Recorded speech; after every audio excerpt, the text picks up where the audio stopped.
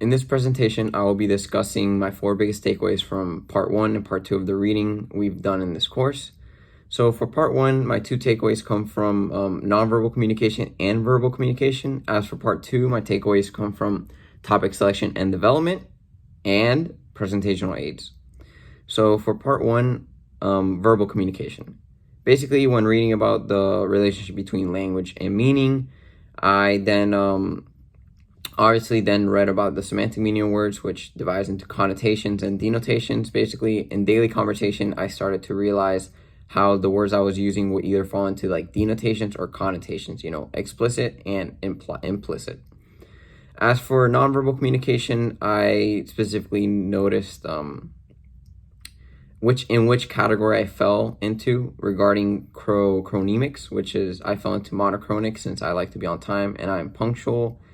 And yeah, those are basically my takeaways from both part 1.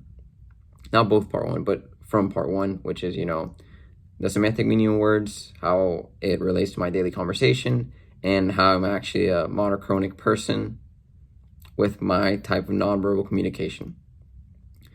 As for part 2, I realized I found 2 takeaways from topic selection and development and presentational aids. Topic selection and development, basically I realized how it relates directly to this assignment and relates to like the rubric, which tells me the purpose of the assignment, the exigence, where I should be doing the assignment, when, what's expected of me from the audience for the assignment, and what materials I should be using for the assignment. I just noticed how like when in topic selection and development, it relates directly and strongly relates to like some form of rubric, as we do have in this assignment.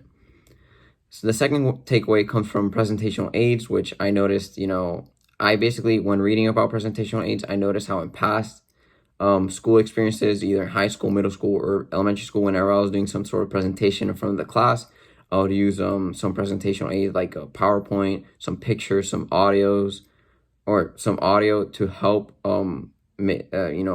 make my point across to my audience. Yeah, and that's how I found my second takeaway, basically just relating it to my past experiences.